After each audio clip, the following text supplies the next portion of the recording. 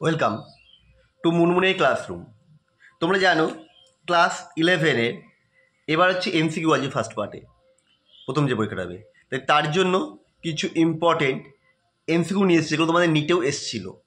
প্রথমে দেখো, গৌণ কোয়ান্টাম সংখ্যা এল এর একটি মানের সঙ্গে এন হচ্ছে চুম্বকীয় কোয়ান্টাম সংখ্যার সম্পর্ক কী হবে।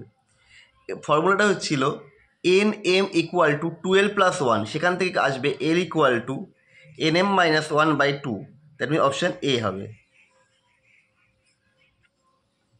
ফর্মুলাতে কী বললাম, ফর্মুলা লিখে নাও, nm = 12+1, এখান থেকে আসবে। তাহলে কী হবে, 12 ইকুয়াল টু nm-1 বা l ইকুয়াল টু nm-1/2। ভুল বিবৃতি চিহ্নিত করতে বলেছে। কি ভুল আছে না, প্রত্যেকটির 5D কক্ষের আকার 4D কক্ষের আকারের থেকে আলাদা। অবশ্যই 5D থেকে 4D আকার বড় হবে, আকারে আকৃতিটা সেম। প্রত্যেক 4D কক্ষকের আকৃতি 3D কক্ষকের সমতুল্য। আকৃতিটা 3D কক্ষকের সমতুল্য, আকৃতি তো সেমই হবে সবার। কোনো পরমাণুদের মুক্ত অবস্থায় প্রতিটি 3D শক্তি সমান, এটাও সঠিক। dx dy dz কক্ষগুলির আকৃতি পরস্পরের সমান, এবং dx² y² এবং dz² আকৃতি পরস্পরের সমান। না, dz² আর একটা আকৃতি আলাদা। দেখো আমি ছবিটা তোমাদের দেখিয়ে দিই। এর ছবিটা দিলাম, দেখছি আকৃতি আলাদা হচ্ছে, তার মানে এটা হয়ে যাবে অপশান ডি। পরেরটা,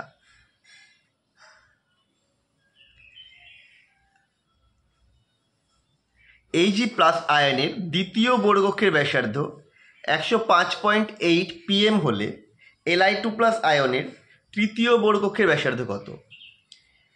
এটাকে ফর্মুলায় ফেলে করতে হবে। ফর্মুলা হচ্ছে R3L2+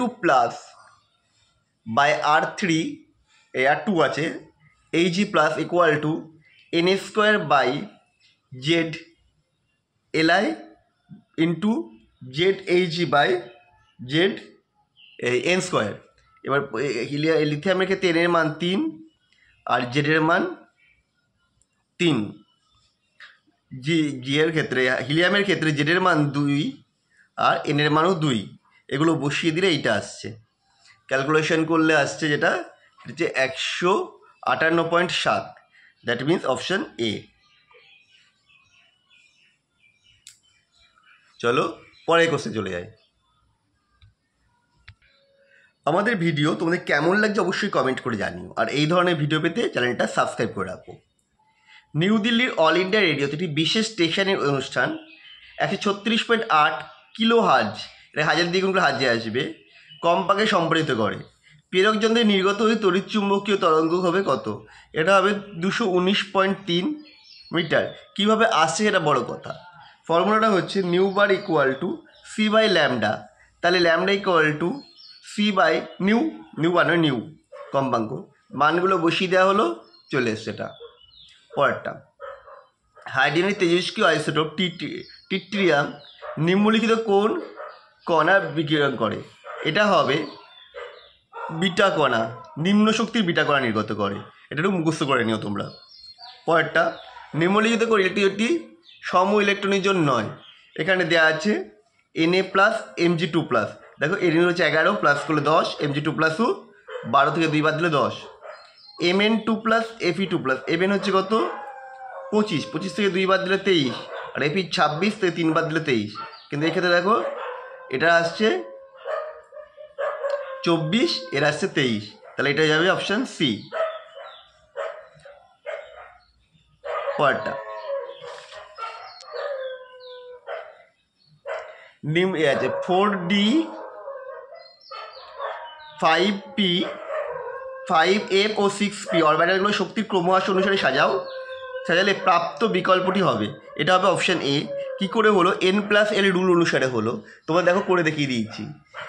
এখানে আছে 4D মানে 4 যোগ 2 6, 3P 5 যোগ 1 6, 5F 5 যোগ 3 8, আর 6P মানে 6 যোগ 1 7। তাহলে 5F সব থেকে বেরিয়েছি 8, তারপরে 6P 7। এবার দেখো এই দুটোতেই আসছে 4 দিয়ে 6, 5 লাগে 6, কিন্তু এক্ষেত্রে এই দুটোর মধ্যে এইটা n এর মান বেশি 5p, তাই 5p আগে যাবে, 4d শক্তি কম হবে। পরেরটা, হাইড্রোজেন পরমাণুর রেখা বর্ণালীর কোন সারিটি দৃষ্টিগোচর অঞ্চলে অবস্থান করে? দৃষ্টিগোচর অঞ্চল আমরা জানি বামার সারি অন্তর্গত রয়েছে, সেটা হবে বামার সারি। পরে নিচের কোন বিবৃতিটি অসত্য? dx স্কোয়ারে m এর মান 0 dz স্কোয়ারে। দেখো এইটাই প্রথমটাই অসত্য, কারণ এখানটায় m এর মান হবে -2, সেই জন্য বাকিগুলো ঠিকই আছে। পরেরটা, Mn2+ আয়নে অযুগ্ম ইলেকট্রন সংখ্যা, তাহলে ইলেকট্রন বিন্যাস করে নাও, করে দেখো 23, তার মানে যে আসছে 1s2 2s2 2p6 3s2 3p6 3d 5, তার মানে ডিতে 5টি ইলেকট্রনের 5টা যুগ্ম ইলেকট্রন সংখ্যা, অপশান হবে সি। তো আজকে আমাদের ভিডিওটা এইটুকুই, 10টা করলাম, এরপরে অন্য কোনো দিন আবার 10টা নিয়ে আসবো 2-1 দিন পরে। ততক্ষণের জন্য চ্যানেলটা সাবস্ক্রাইব করে রাখো, আমাদের সাথে থাকো।